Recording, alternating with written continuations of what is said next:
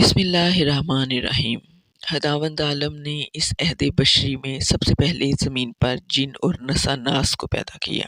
جن اس مخلوق کو کہتے ہیں جس میں مختلف صورتوں اور جسم کی مختلف ساختوں میں آ جانے کی صلاحیت دی گئی ہے، اور نسا ناس اس جنی مخلوق کو کہتے ہیں جس کا نصف جسم انسان کا اور نصف جسم چوپائے کا ہوتا تھا۔ جنوں کی خلقت زہریلی آگ سے ہوئی ہے۔ ان کے گرو گنڈال ابو الجن کا اصلی نام لسوما تھا۔ جب اس کی نسل زمین کے گوشہ گوشہ میں پھیل گئی اور اس کی لاد حد و شمار سے باہر ہو گئی تو خداوند عالم نے اسے اور اس کی نسل کو مکلف بنا دیا، یعنی ان پر احکام شریعت نافذ کر دیا اور اپنی اطاعت کا فرمان بھیج دیا۔ ان لوگوں نے سر اطاعت ہم کر کے احکام کو مان لیا اور ان پر عمل درآمد شروع کر دیا اور اطمینان سے زندگی گزارنے لگے۔ جب ایک دور گزر گیا تو ان پر سرکشی غالب آ گئی۔ اس وجہ سے یہ مخلوق اللہ تعالیٰ کی نافرمان مخلوق بن گئی۔ جنوں میں سے ایک جلبیہ نامی جن تھا۔ جلبیہ کی شادی تبلیس سے ہوئی۔ یہ دونوں بہت طاقتور اور جسامت میں کافی بڑے تھے۔ جلبیہ کی شکل ببر شیر سے ملتی تھی اور اس کی بیوی کی شکل بھیڑیے جیسی تھی۔ ان میاں اور بیوی سے بڑے بڑے جن خوف زدہ تھے۔ جلبیہ اور تلبیس کو ایک لڑکا ہوا جس کا نام عزازیل رکھا گیا۔ یہ لڑکا بھی اپنے والدین کی طرح بڑا طاقتور بن گیا۔ جنوں نے زمین پر ہر طرف تباہی مچانا شروع کر دی۔ اللہ تعالیٰ نے اپنے فرشتوں کو حکم دیا کہ زمین پر جاؤ اور ناری مخلوق کو میرا حکم دو، اگر وہ نہ مانے تو ان سے جنگ کرو۔ فرشتوں نے جنوں کو اللہ تعالیٰ کا حکم سنایا کہ تم زمین پر فتنہ فساد نہ پھیلاؤ، تو جنوں نے فرشتوں کی بات ماننے سے انکار کر دیا۔ فرشتوں نے اللہ تعالیٰ کے حکم کی تعمیل کی۔ اس طرح فرشتوں اور جنوں کے درمیان بہت بڑی جنگ ہوئی۔ اس جنگ میں فرشتوں نے حکم خداوندی کے مطابق زمین پر پہنچ کر قتل عام شروع کر دیا اور جنوں کی کثیر تعداد کو قتل کر ڈالا، جن میں عزازیل کے والدین بھی ہلاک ہو گئے۔ صرف وہ جن بچ گئے جو جزائر میں روپوش ہو گئے تھے۔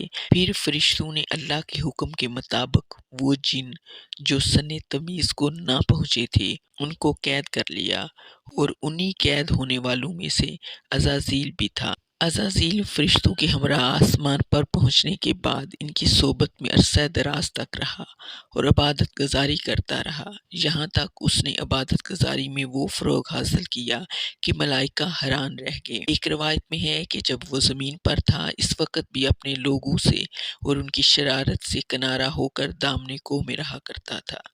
غرض کہ وہ ترقی کرتے کرتے اس منزل پر پہنچا کہ ملائکہ کو خدا کی بارگاہ میں عرض کرنا پڑا کہ معبود اس جیسا عبادت گزار ہم میں سے کوئی نہیں ہے، اس لیے درخواست ہے کہ اسے آسمان اول میں بلند درجہ دیا جائے۔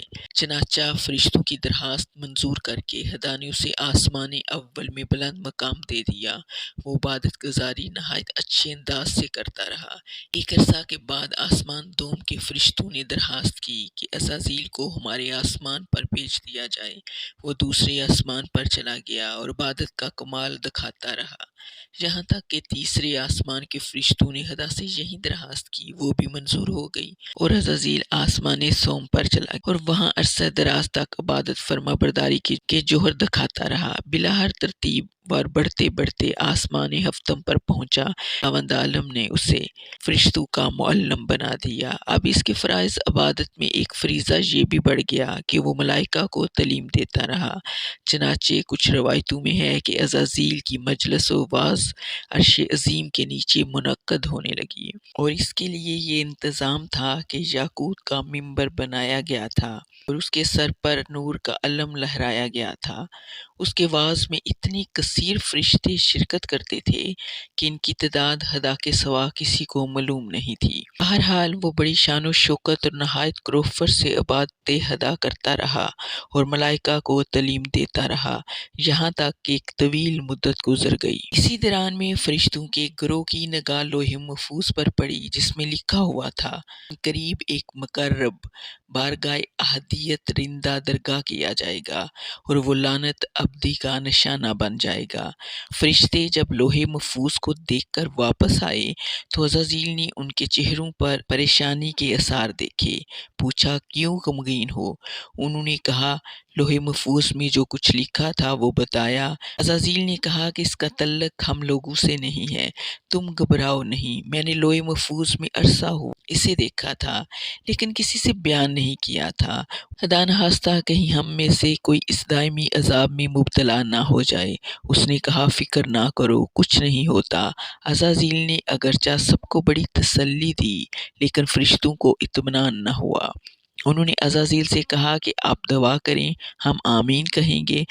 عزازیل نے کہا کس چیز کے لیے دعا کروں؟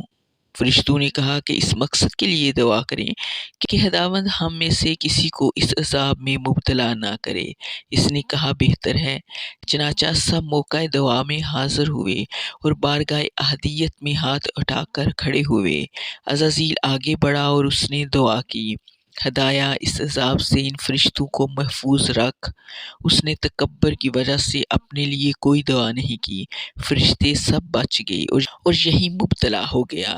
ایک روایت میں ہے کہ ایک دن عزازیل نے حلقہ بیشت پر لکھا ہوا دیکھا کہ میرا ایک ایسا بندہ ہے جس کو میں نے ہر قسم کی نعمت سے بہرور کیا ہے اور اسے زمین و آسمان میں آنے جانے کی اجازت دے رکھی ہے، لیکن وہ میرے ایک حکم کی نافرمانی کرے گا اور میں اسے ملعون قرار دوں گا۔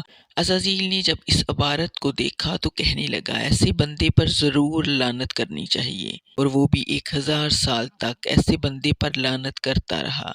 اسی دوران میں خالق عالم نے ارشاد فرمایا، میں زمین میں اپنا ایک خلیفہ بنانے والا ہوں، اور جو خلیفہ بنایا جائے گا اس کی تعمیر جسمانی مٹی سے کی جائے گی، اور اس کی نسل سے انبیاء مرسلین اور ائمہ طاہرین علیہ السلام ہوں گے۔ اسے سننا تھا کہ شیطان بڑک اٹھا اور آپے سے باہر ہو کر بولا کہ خلافت عرضی کے لیے مجھ سے بہتر کون ہو سکتا ہے جسے میری جگہ پر لگایا جا رہا ہے، اور پھر ایسی صورت میں جبکہ وہ بنایا بھی مٹی سے جائے گا، میں آگ سے پیدا ہوا ہوں، وہ مٹی سے بنے گا، وہ مجھ سے افضل کیوں کر ہو سکتا ہے؟ اس کے دیکھا دیکھی فرشتوں نے بھی عاجزانہ انداز میں زمین کی گزشتہ مخلوقات کے حالات کی روشنی میں یہ عرض کر دیا، خدایا کیا زمین میں ایسے کو خلیفہ بنائے گا جو اس میں فساد برپا کرے اور قتل و غارت سے زمین کو رنگین کر دے؟ اے مالک، ہم تیری تسبیح و تقدیس کرنے والے موجود ہیں، اگر تو ہم میں سے خلیفہ بنا دے تو کیا بہتر نہ ہوگا؟ خداوند عالم نے کہا، جو میں جانتا ہوں تم نہیں جانتے۔ یہ سن کر فرشتے اپنی جرأت و سوال پر شرمندہ ہو گئے اور وہ بارگاہ احدیت میں استغفار کرنے لگے، لیکن عزازیل اپنی ہٹ درمی پر اڑا رہا اور سرتابی کرتا رہا، یہاں تک کہ عزازیل سے شیطان اور شیطان سے ابلیس بن کر ہمیشہ کے لیے رحمت خدا سے مایوس ہو گئے۔ ابلیس خطائے عظیم کا مرتکب ہو کر راندہ بارگاہ ہو گیا۔ خداوند عالم نے سب سے پہلے اسے اپنی رحمت سے دور فرمایا اور اپنی عنایات سے محروم کیا۔ لباس جنت اس سے سلب کر لیا، حسن سے محروم کر کے بدصورتی دے دی اور اس کی شکل ڈرونی بنا دی۔ پھر آسمان سے اتار کر زمین پر پھینکا اور حکم نافذ کر دیا کہ یہ آبادی میں نہ رہنے پائے، سمندروں کے جزیروں میں سکونت اختیار کرے۔ شیطان نے عتاب کے موقع پر عرض کی، مالک میں نے ہمیشہ تیری اطاعت و عبادت کی ہے، اب صرف ایک سجدہ نہ کرنے سے مودِ عتاب ٹھہرایا گیا ہوں۔ مالک تو فیاض ہے، میری تجھ سے ایک التجا ہے، وہ یہ کہ مجھے وقت معلوم تک کی زندگی دے دے۔ ارشاد ہوا جا دے دی۔ شیطان جب رحمت خدا سے مایوس ہو چکا اور حیات ابدی کی بھی نوید سن چکا تو بولا کہ خدایا اب میری یہ بات بھی سن لے کہ میرے ساتھ جو کچھ ہوا ہے اسی آدم کی وجہ سے ہوا ہے، اب مجھ سے جو ہو سکے گا اس کے ساتھ بھی کروں گا اور اس کی اولاد کے ساتھ بھی کروں گا، اس کی اولاد کو تیرے مخلص بندوں کے علاوہ سب کو بہکا دوں گا اور صراط مستقیم سے ہٹا دوں گا۔ خدا نے فرمایا کہ میں ان کی اولاد کو عقل سے بہرور کر دوں گا اور انہیں اچھے برے راستے بتا دوں گا، اس کے باوجود اگر انہوں نے تیری پیروی کی تو میں جہنم کو ان سے بھر دوں گا۔ اور پھر قرآن مجید میں بتایا گیا ہے کہ شیطان سے ہوشیار رہیں اور میری عبادت سے غفلت نہ کریں اور میرے کسی قسم کے فرمان کو نظر انداز نہ کریں، اور شیطان کے واقعے سے سبق لے کر جان لیں کہ اگر نافرمانی کی تو جہنم کا دروازہ کھلا ہوا ہے۔ گیا شیطان مارا ایک سجدے کے نہ کرنے سے، اگر لاکھوں پر سجدے سجدے میں سر مارا تو کیا مارا۔ اللہ تعالیٰ کی ذات ہمیں شیطان کی پناہ سے محفوظ رکھے اور ہمیں امان پر قائم رکھے۔ جانے سے پہلے اس ویڈیو کو لائک کریں اور کمنٹ سیکشن میں اپنی رائے کا اظہار کریں۔ اللہ ہم سب کا حامی و ناصر ہو۔